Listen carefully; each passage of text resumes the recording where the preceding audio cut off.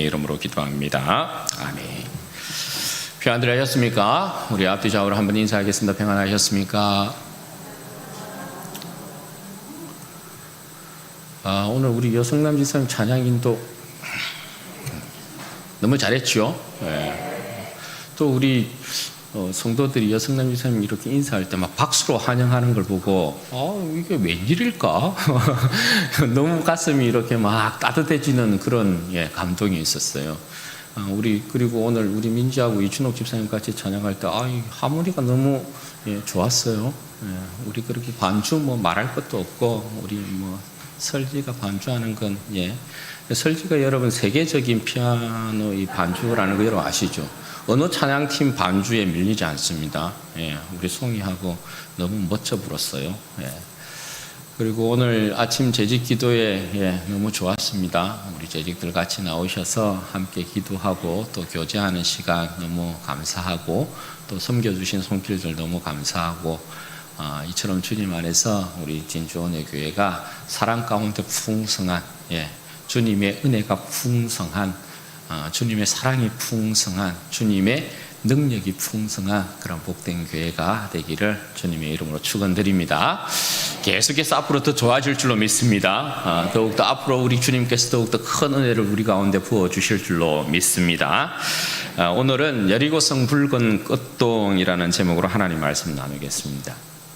이전에 TV 드라마 중에 옷소매 붉은 끝동이라는 드라마가 있었습니다. 혹시 아십니까? 보셨나요? 이게 이제 정조대왕하고 궁녀 덕임이라는 궁녀와의 이 사랑을 이렇게 그린 드라마인데요. 나중에 이 궁녀가 어쨌든 성은을 입어서 의빈이 됩니다. 의빈 성씨가 되는데요. 제가 굉장히 저는 드라마를 다 보지 못했습니다만 제목이 사실 좀 궁금했는데 이게 왜 옷소매 붉은 끝동일까라는 이 제목이 굉장히 궁금했습니다. 그래서 이걸 좀 찾아봤거든요. 찾아보니까 조선시대 당시에 옷소매 이 끝에 붉은 이렇게 물을 들여서 입은 여인들은 나인이라고 불리는 젊은 궁녀들이 그 옷을 입었더라고요. 여러분 사극에 보시면 이 무술이들이라고 또 칭하기도 하는 그 궁녀들, 젊은 궁녀들을 보면, 나인들을 보면 항상 이 옷 끝에 보면 붉은 물을 이렇게 들인 그 옷을 입고 다니는 것을 볼 수 있습니다. 젊은 궁녀들을 그러니까 이제 지칭하는 표현이 옷소매 붉은 끝동 이렇거든요. 궁녀니까 여러분 뭘 이야기하는 거예요? 궁녀니까 왕의 여자라는 것을 이야기하는 거죠. 따라서 옷소매 붉은 끝동은 왕의 여인이라는 징표인 것입니다. 옷소매 붉은 끝동을 입고 있는 왕의 여인을 여러분 누구나 함부로 넘볼 수 없죠. 궁에 있는 모든 궁녀는 왕의 여자이기 때문에 그래요. 함부로 범하거나 함부로 어떻게 할 수 없어요. 다 왕의 여자이기 때문에 그런 것입니다. 여러분 오늘 본문에도 이와 같은 내용이 등장합니다. 구약시대판 옷소매 붉은 끝동이라고 할 수 있는 여리고성 붉은 끝동입니다. 여러분 지난 시간에 기생 라합이 하나님 편에 서서 두 정탐꾼을 숨겨주고 자신과 가족들의 생명을 보장받았던 내용에 대해서 살펴보았습니다. 오늘 내용은 그와 연결이 되는 건데요. 오늘은 기생 라합이 이 두 정탐꾼을 여리고성에서부터 탈출을 시키는 장면으로 시작이 됩니다. 여리고성은 이중성벽으로 되어 있습니다. 이중성벽으로 외벽과 내벽으로 이렇게 구성이 되어서 외벽을 치고 그 안쪽에 외벽과 내벽 사이에 이게 사람들이 사는 그런 형태로 되어 있습니다. 그래서 기생 라합의 집이 외벽과 내벽 사이의 그 성벽 위에 살았다 그렇게 이야기를 하고 있는 것입니다. 이제 정탐꾼들을 탈출을 시켜야 되는데요. 지난 시간에 보았던 것처럼 군사들이 정탐꾼을 찾으러 왔지 않습니까? 그래서 그 정탐꾼들을 라합이 속여서 성문 밖으로 이렇게 요단 나루트까지 쫓아가도록 만들었는데 그 군사들이 나간 이후에 성문을 굳게 닫아버렸습니다. 그러니까 성문으로는 출입을 할 수가 없게 되었죠. 그래서 유일한 방법이 뭐였냐 하면 그 성벽에서부터 정탐꾼들을 달아내릴 수밖에 없었어요. 그런데 성벽의 높이가 여러분 여리고성이 굉장히 높습니다. 외벽이 한 10에서 13m 정도가 됩니다. 그리고 내벽도 14m 위에 지어져 있습니다. 그러니까 여리고성을 천혜의 요새, 난공불락의 성이라고 말하는 이유가 그런 것입니다. 절대 사람이 공성전을 통해서도 돌을 이렇게 날려도 여리고성은 절대 무너뜨릴 수 없는 완벽한 성이 여리고성이라고 할 수 있어요. 그런데 외벽에서부터 이제 줄을 내려서 그 정탐꾼들을 달아내리게 되는데요. 높이가 10에서 13m 정도 되니까 절대 여러분 적은 높이가 아니죠. 그렇게 해서 줄을 달아서 탈출을 시키는데 마지막 이제 대화가 16절에서부터 20절까지 이어지게 됩니다. 먼저 라합이 정탐꾼들에게 이야기를 합니다.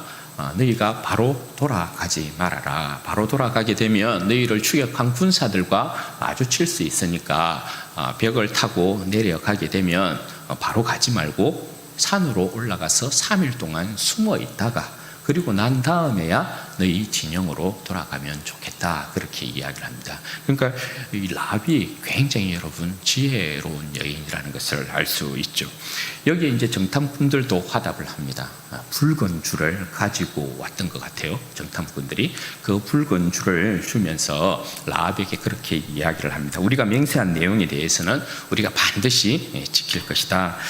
그런데 우리를 달아내린 이 창문에 이 붉은 줄을 메어 놓도록 해라. 그리고 이 붉은 줄을 메어 놓고 너희 가족들을 다 모으도록 해라. 너희가 만약 문 밖으로 나가면 그건 우리의 책임이 아니다. 그런데 문 안에 이렇게 있으면 반드시 너희가 살 것이고 문 안에서 집 안에 있음에도 불구하고 너희들에게 어떤 일이 발생한다면 그것은 우리가 책임지겠다.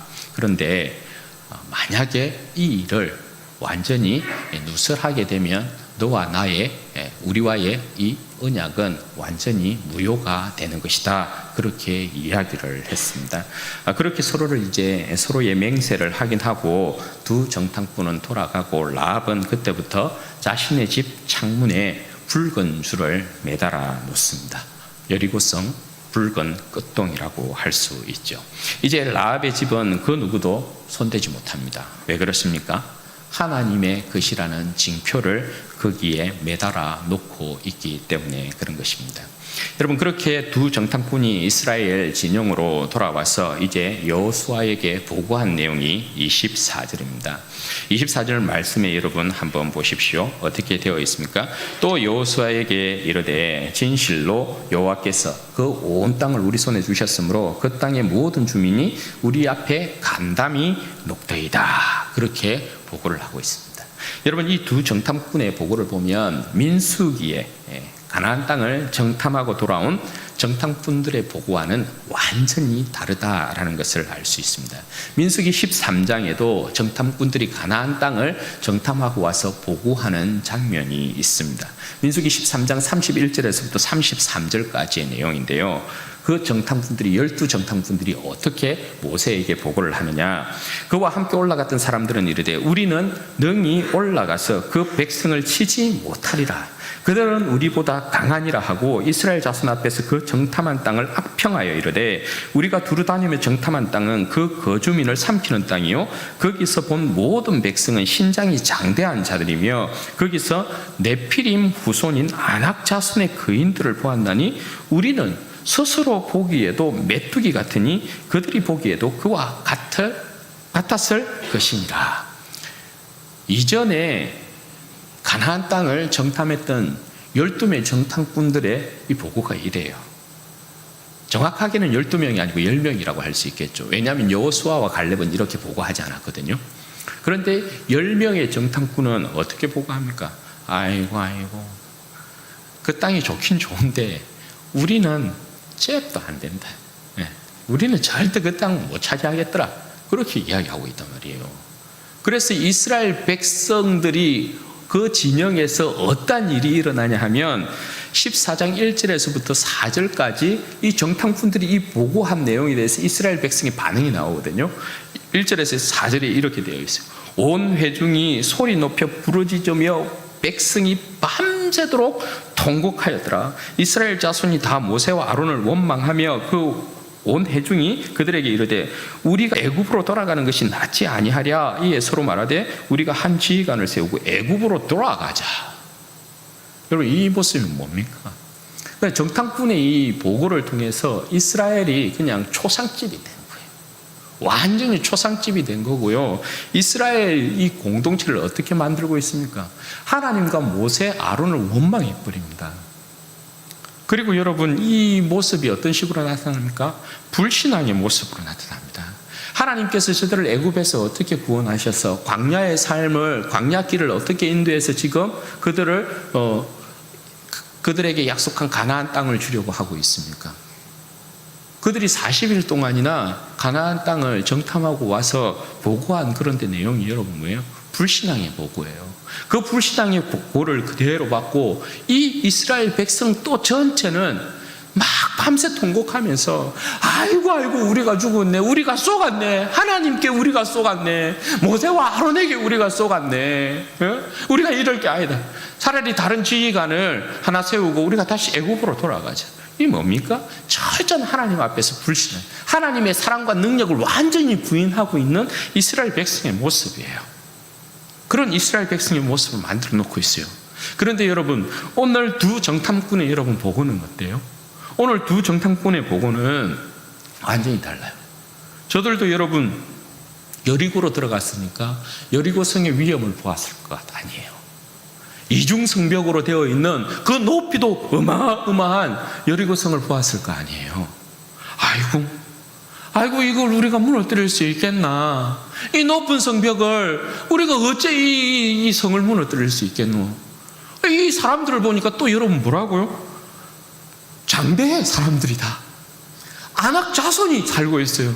거인족이 살고 있어요. 이 아모리족들만 그런 줄 알았더니 이 가나안 땅에 들어와 보니까 가나안 땅에도 아모리족이 살고 있었던 거죠. 우리보다 훨씬 커요. 거인들이 있어요. 여기에도. 아이고 우리가 이 사람들을 이길 수 있겠나?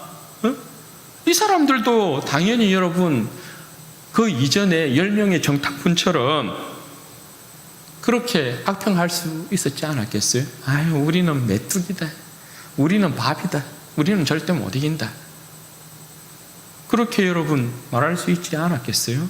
우리는 전쟁에서 못 이긴다, 그렇게 말할 수도 있었잖아요. 그런데 여러분 이 두 정탐꾼은 어떻게 해요? 기생 라합의 말을 믿습니다. 두 정탐꾼은 기생 라합의 말을 확신했습니다. 왜요?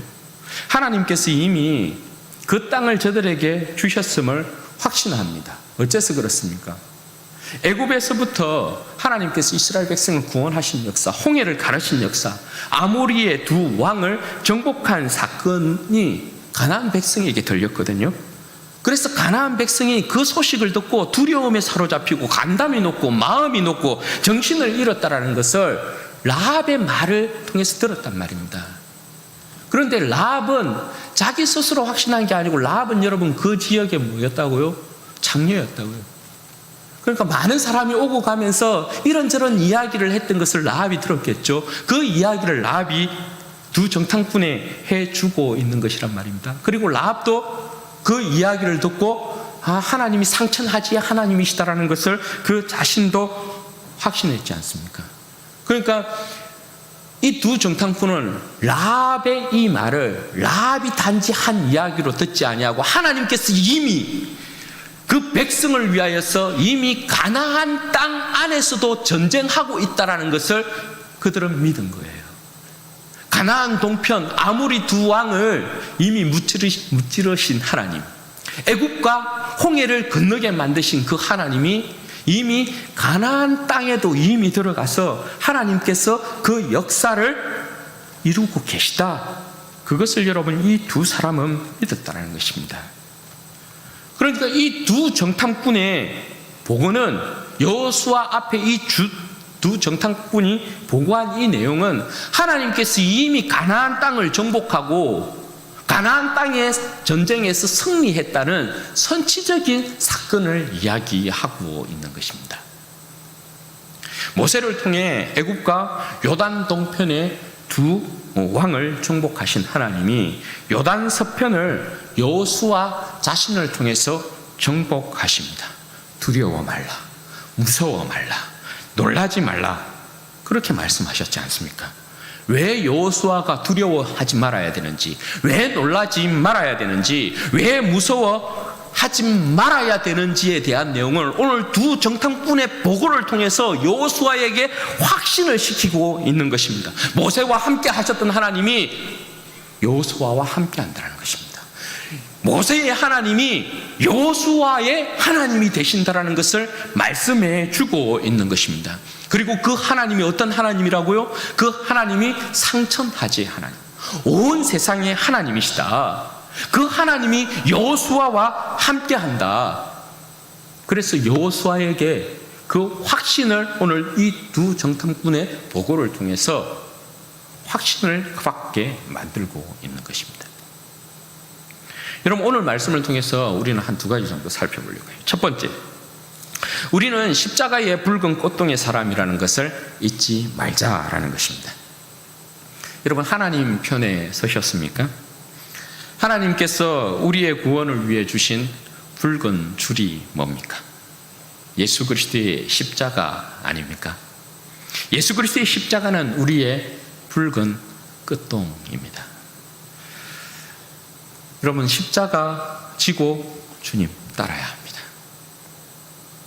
십자가 지고 주님 따라야 합니다. 마가복음 8장 34절에서 38절에 우리 주님께서 이렇게 말씀하십니다.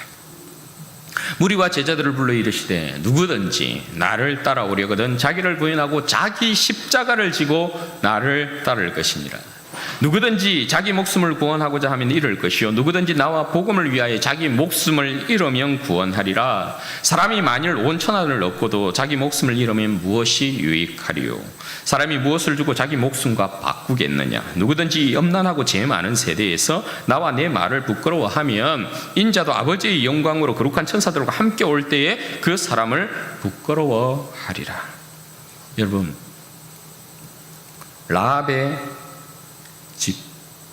라합의 집 창문에 달아내린 붉은 줄, 사람들이 보면서 이상하다 생각하지 않았을까요? 사람들이 보면서 저 뭐지? 의심하지 않았을까요? 그렇다고 여러분, 라합이 그 붉은 줄을 끊어버릴 수 있습니까?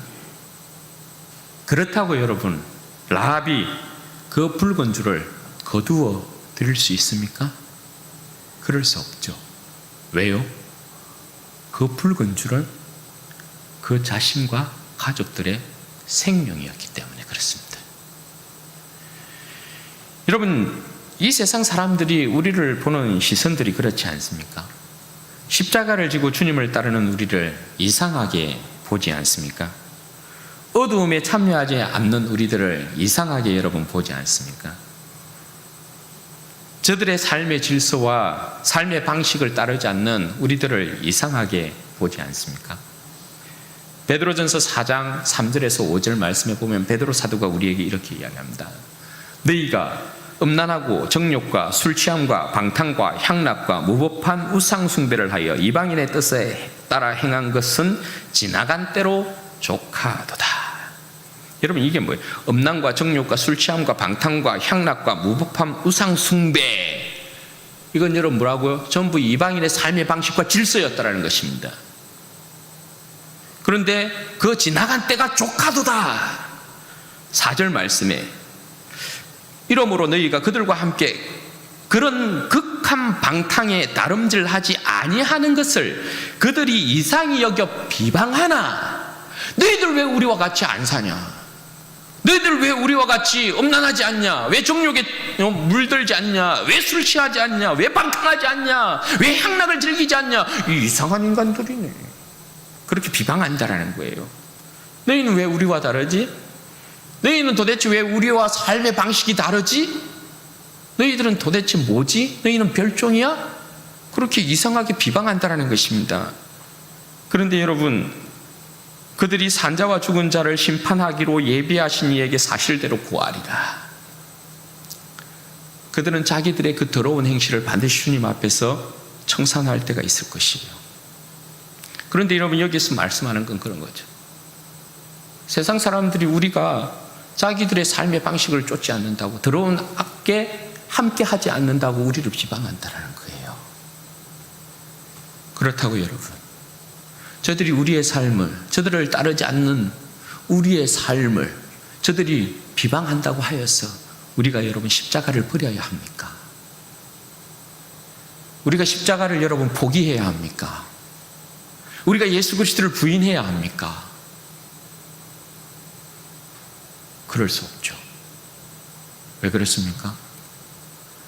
예수 그리스도의 십자가는 우리의 생명이기 때문에 그런 것이죠. 예수 그리스도의 십자가만이 우리의 생명입니다.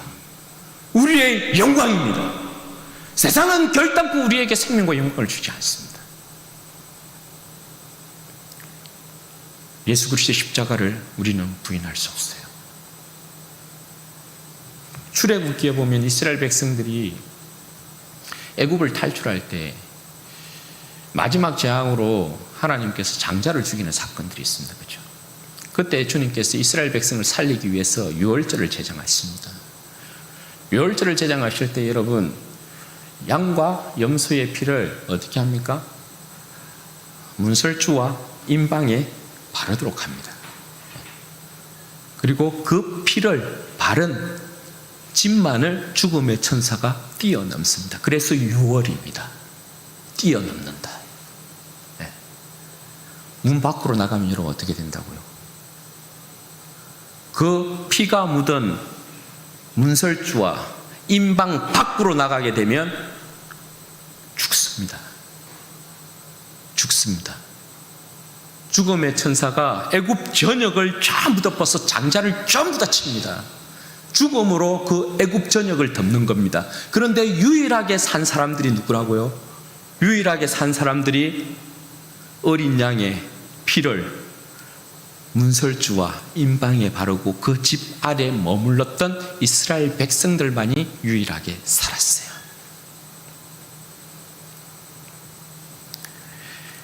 여러분, 십자가를 버리면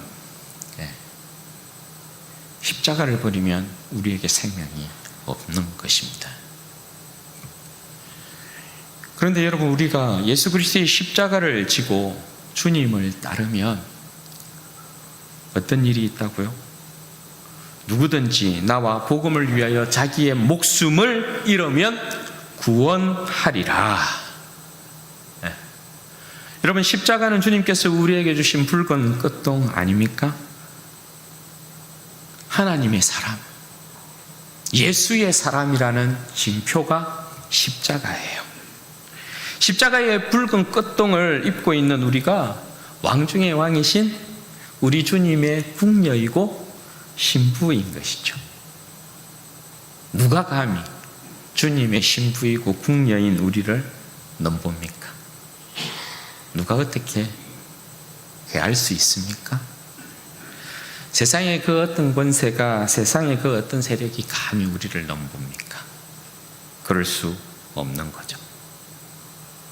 주님의 신부인 우리를 주님께서 버리시는 일은 결단코 없습니다. 외면하는 일은 결단코 없습니다. 왜냐하면 우리를 사랑하고 사랑하시기 때문에 그렇습니다. 주님은 우리를 죽도록 사랑하십니다. 십자가의 붉은 꽃동으로 그 옷을 입히신 우리를 죽도록 사랑하십니다. 그래서 우리 죄 때문에 우리 주님께서, 우리의 신랑이신 주님께서 실질적으로 십자가에서 죽으셨습니다. 그런데 우리를 사랑하신 그 사랑으로 죽음 가운데서 다시금 일어나셨습니다. 다시금 살아나셨습니다. 다시금 살아나셔서 우리를 더욱 사랑하십니다. 그게 우리 신랑이신 우리의 주님이십니다.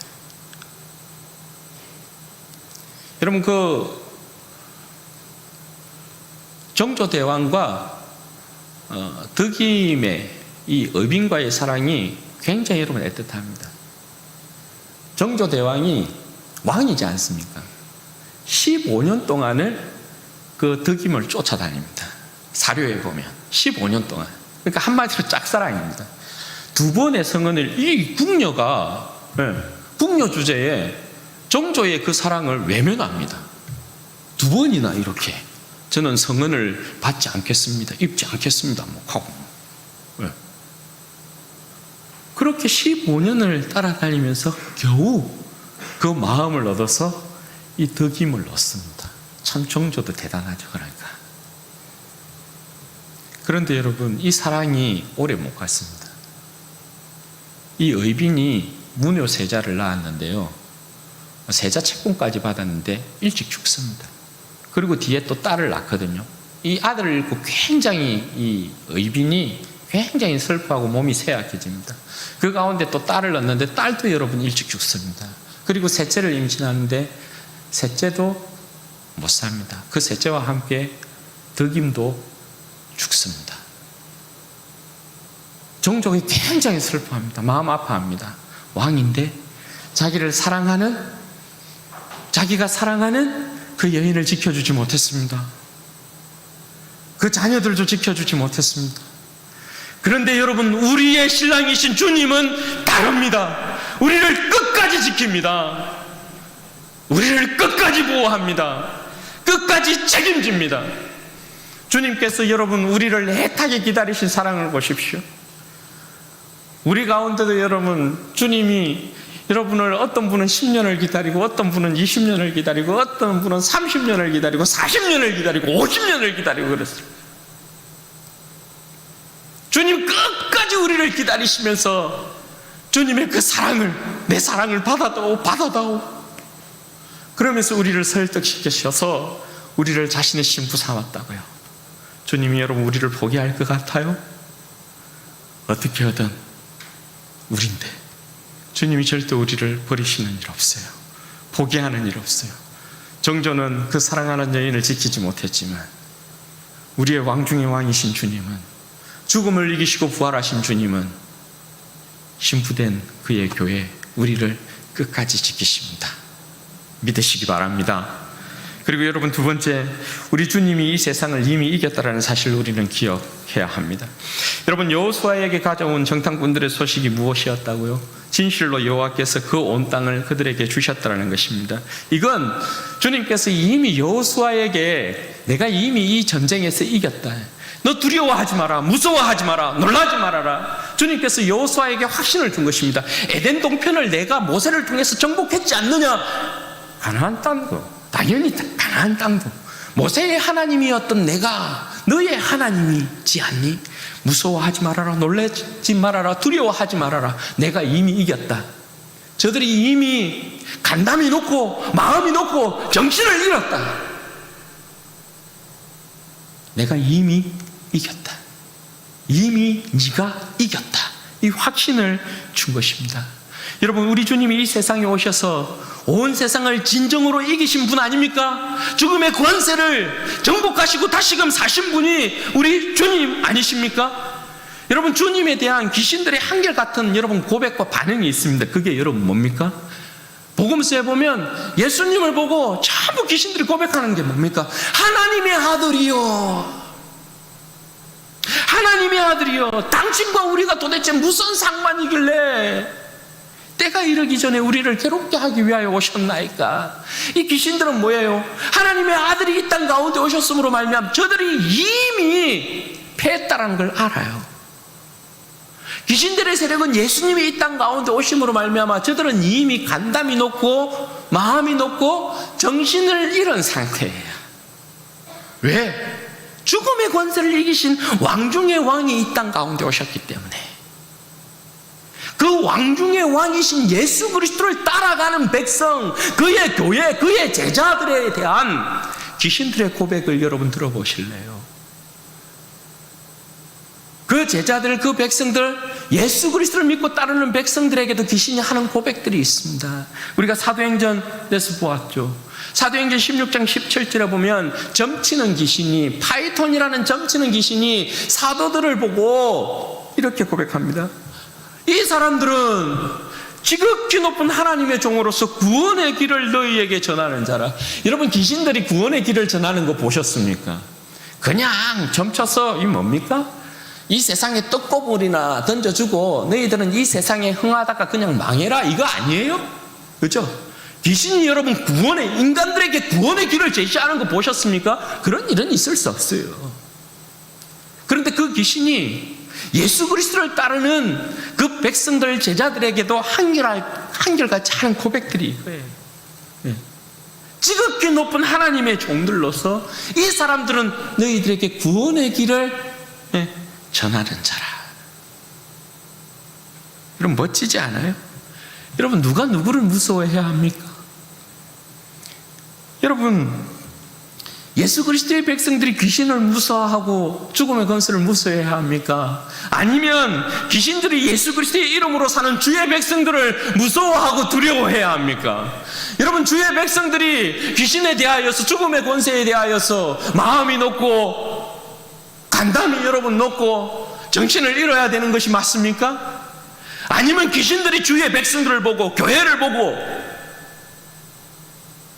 간담이 높고 마음이 높고 정신을 잃어야 되는 것이 맞습니까? 여러분, 기억하십시오. 귀신들은, 죽음의 권세는 주의 백성들을 무서워한다는 사실을 기억하시기를 바랍니다. 우리를 보고 저들은 이미 어때요? 간담이 높고 마음이 높고 정신을 잃은 상황 가운데 있다는 것을 여러분 기억하셔야 됩니다. 여러분, 아마 모르긴 몰라도 우리가 3월부터 전도하러 나간다는 소식 이미 여러분 귀신의 세계, 마귀의 세계 다 소문이 났습니다. 여러분 아십니까? 모릅니까? 이 소식이 이미 음부의 권세 쪽에 여러분 이미 소문이 다 났습니다. 난리랍니다. 지금 제가 들은 소식이 있어요. 이 천상 소식통이 있는데 난리랍니다. 지금 막 벌벌벌 뜬답니다. 이 이현동 지역에 어둠의 권세들이 이제 벌벌벌 뜬답니다. 신안동 지역에 막 이 평고동 지역에 이 뭡니까? 이 주변에 벌벌벌 뜬답니다. 왜요? 진주원의 교회 성도들이요, 지극히 높은 하나님의 종들이요, 구원의 길을 너희에게 전하는 자들이 나선다라는 것입니다. 여러분 믿으십니까? 주의 성도들에게는 이런 여러분 마음에 담대함과 확신이 있어야 돼요. 왜 여러분 주님께서 세상을 이기셨다라는, 죽으시고 부활하신 주님께서 내가 세상을 이겼노라 왜 우리에게 말씀하십니까? 두려워하지 말라, 놀라지 말라, 무서워하지 말라, 이거 아니에요? 여러분, 우리 주님이 세상을 이겼습니다. 여러분, 우리 주님이 우리의 직장도 이겼습니다. 우리 주님이 우리 가정도 이겼습니다. 우리의 사업체도 이겼습니다. 여러분, 우리 주님이 세상을 이기신 것입니다. 두려워하지도 놀라지도 여러분 무서워하지도 말아야 합니다. 예수 그리스도를 죽음 가운데서 일으키신 성령의 능력이 우리와 여러분 함께합니다. 귀신에게는 그런 권세가 여러분 없습니다. 누가 누구를 무서워해야 되냐 말입니다. 우리가 세상을 두려워할 필요가 없습니다. 주님이 세상을 이기셨어요. 그러므로 지극히 높은 주님의 종들이요, 지극히 높은 주님의 백성인 진주은혜교회 성도들이요, 두려워하지 마십시오. 무서워하지 마십시오. 놀라지 마십시오. 내가 있는 곳 어디에서나 우리 주님이 우리와 함께 하십니다. 세상을 이기신 우리 주님이 우리와 함께 하십니다. 세상 끝날까지 내가 너희와 함께 하리라 믿으시기 바랍니다. 주님만 따라가면 무서워할 것이 없습니다. 예수로 충만하면 두려워할 것이 없습니다. 예수로 충만하면 무서워할 것이 없는 것입니다. 그러므로 예수로 더욱 무장하셔야 돼요. 우리는 죽으시고 부활하신 지극히 높으신 우리 주 예수 그리스도의 종들이고 백성이고 신부이고 하나님의 영광스러운 자녀들이고, 그러므로 주님이 세상을 이기셨으므로 우리도 이길 것입니다. 주님을 모신 우리 사랑하는 성도들의 삶이 항상 주 예수로 말미암는 승리가 여러분의 삶 곳곳에, 여러분의 삶의 모든 지경들마다 그 승리가 주어짐으로 말미암아 항상 주님을 높이고 찬양하는 우리 복된 성도들 되시기를 주님의 이름으로 축원드립니다. 아멘. 그럼 같이 한번 기도하도록 하겠습니다. 여러분, 이 시간에 기도할 때 그렇게 기도하십시다.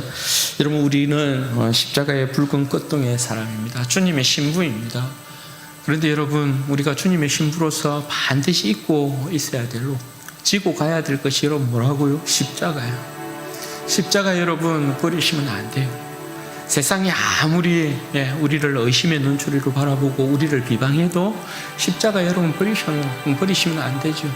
십자가가 우리의 생명이에요. 영광이에요. 능력이에요. 내 주님, 끝까지 주님 십자가 붙들고, 주님 십자가 지고 나에게 주신 십자가 붙들고 주님 따르는 인생 될 수 있도록 도우시기를 원합니다. 주님의 신부로서 더욱더 거룩하고 정결하고 이 세상을 넉넉히 이기는 사람, 이 세상에 눈길 주지 아니하고 나를 사랑하신 내 왕이신 내 신랑이신 주님 한 분만 보고 따라가는 내 거룩한 인생 될 수 있도록 은혜를 주옵소서. 먼저 이 기도 제목까지 우리 주여 한번 부르짖고 기도하십시다. 주여.